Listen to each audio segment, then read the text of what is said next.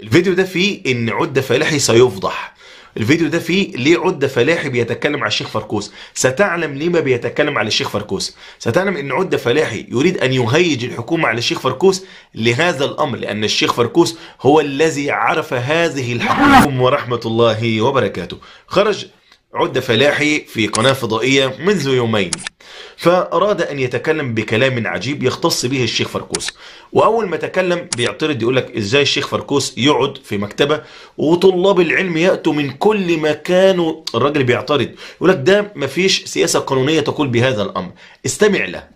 تعليم 100 ولا 200 واحد في القبه وجالسين في الارض وواحد يدرس، هذا مخالف للقانون، طبق القانون. انا لما نشوف وانا دخلت مقر الشيخ فركوس، ندخل المقر. مشكلتك في هذا التجمع. طيب اذا كان في زاويه مسموح لانه يتوافق مع المرجعيه؟ لا، في زاويه هو عندها يعني عندها الاغريمون، عندها الاعتماد، يعني اعتماد رسمي. مساله الاعتماد الرسمي. الاعتماد الرسمي عنده اعتماد رسمي، وما يديرش في داره ولا غدوه شيخ من شيوخ يدير في داره والناس مريحه برا. هذا فعل مخالف للقانون. والناس تجي مانيش عارف كيف باي طريقه واش يديروا. ماهوش. وحتى الموقع الالكتروني انا قلت، انا شاهدت ودخلت، قلت بانه الموقع الالكتروني هل هو يتم تسييره يعني بشكل قانوني او غير قانوني؟ هو الان يريد ان يهيج. طب ايه المصلحه ان يصنع ذلك؟ انتبه معي. ما هي المصلحة من كلامه؟ أن يقول أن الناس وطلاب العلم يأتون من كل مكان. طب الشيخ فركوس في بيتي، خلاص، لما التهييج؟ طب اسمع ماذا قال أيضا. أن يعمل كزعيم مجموعة هنا، يعني هذا الأمر مخيف. هذا هو كزعيم مجموعة. أنت تتصرف كزعيم مجموعة، لك أنصار ولك مريدين ومستعدين أنه يموتوا على جنب. يقول أن الشيخ فركوس زعيم وأن الشيخ فركوس له أتباع. يبقى هو الآن يريد أن يهيج الحكومة على الشيخ فركوس وأن يقيد حركة الشيخ فركوس. وهنا علامات استفهام. لما؟ ستعرف الآن. لكن انتبه، أنا ليا بس وقفة. أنت قلت إن الشيخ فركوس زعيم، يعني معنى ذلك أنه له السمع والطاعة. أي واحد يسمع الكلام ده. طب أنا عايز أقول لك قبل ما أبدأ أي حاجة إن الشيخ فركوس لا ينادي إلا متابعة الكتاب والسنة، عشان نتفق بس، عشان هو لا حزب ولا زعيم لحزب. استمع. والطاعة المطلقة له سبحانه ولرسوله صلى الله عليه وسلم، لقوله تعالى: وما كان لمؤمن ولا مؤمنة إذا قضى الله ورسوله أمرا أن يكون لهم الخيرة من أمرهم. والأول الشيخ فركوس ليس كما أنت قلت. طب هنا سؤال، هو أول مرة يتكلم عن الشيخ فركوس؟ لا، ده اتكلم في أمر تاني، بل قال إن الشيخ فركوس يكفر جميع المسلمين. اسمع. نجد أنه أخرج كل المسلمين من دائرة الإسلام ووضعهم في دائرة الضلال.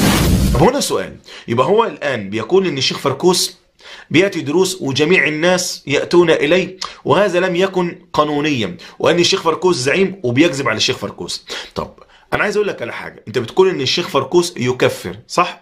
طب برضو أنا هسمعك قبل برضو ما أجيب الوثائق إن أنت هبين لك ان الشيخ فركوس لا يكفر، وده بكلام الشيخ فركوس. لا يحكم بكفره حتى تقام عليه الحجة الرسالية التي يكفر تاركها، وحتى تزال عنه الشبهة وتنتفي موانع التكفير.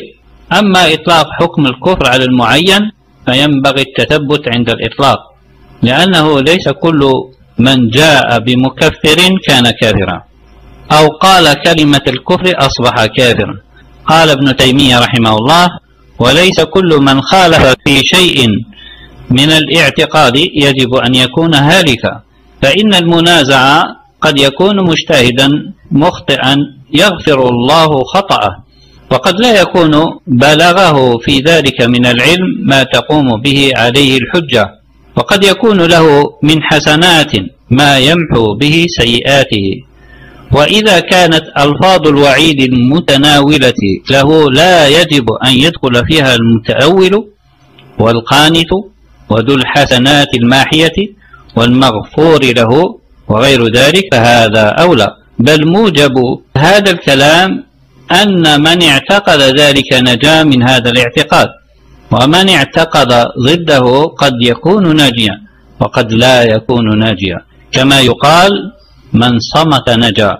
ولا يشهد على معين من أهل القبلة لأنه من أهل النار لجواز أن لا يلحقه الوعيد لفوات شرط أو لثبوت مانع. يبقى الشيخ فركوس لابد من إقامة حجة. طيب ليه بيعمل كل ده عدة الفلاحي الجزائري؟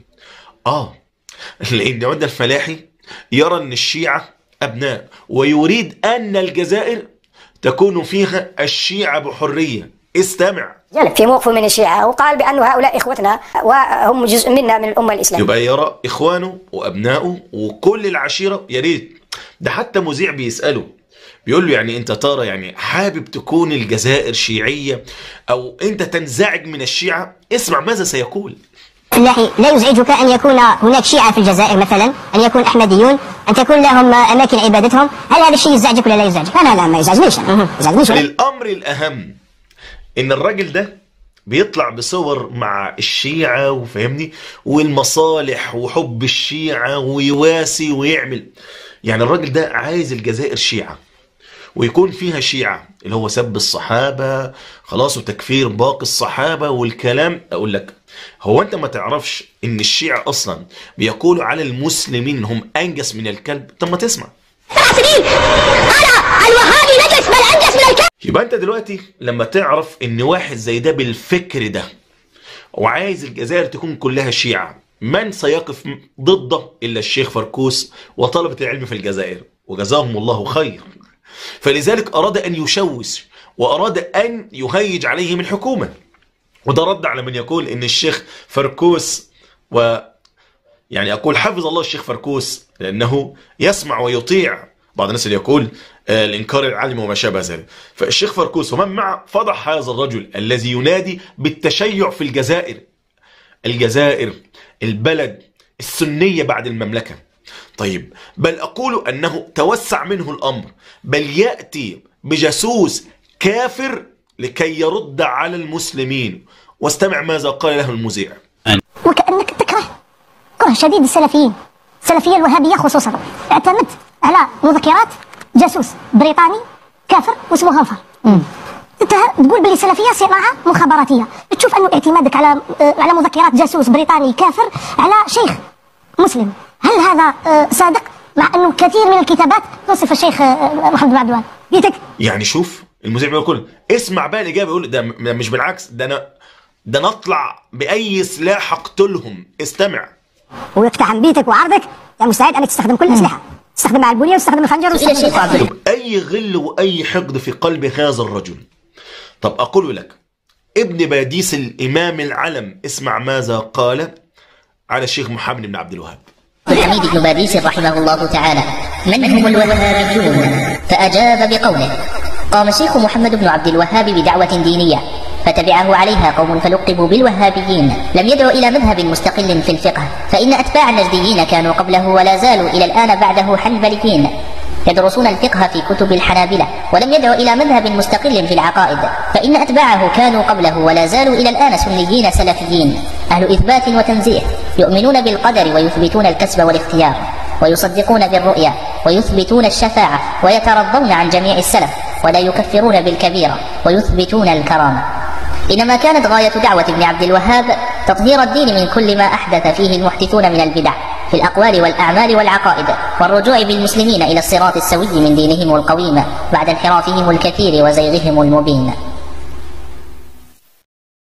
يقول الشيخ الطيب العقبي رحمه الله تعالى في مقال له بعنوان يقولون وأقول: يقولون لي إن عقائدك هذه هي عقائد الوهابية، فقلت لهم: إذن الوهابية هم الموحدون. يبقى هنا السؤال والإجابة. يبقى لما يخرج عدة فلاح يتكلم عن الشيخ فركوس، لأن الشيخ فركوس يحارب التشيع ويحارب هذا الفكر الضال وهو لا يريد هذا الفكر، فلذلك يطعن في الشيخ فركوس. هذا الرجل يريد أن ينشر الفكر السيء والشرك في الجزائر خلاص، ولذلك يطعن في المسلمين ويقول هم فرق وما شابه ذلك. لذلك أنت الآن علمت لما هذا الرجل خرج يطعن في الشيخ فركوس ويتكلم هذا الكلام، لأنه يريد التشيع في الجزائر ولن يستطيع.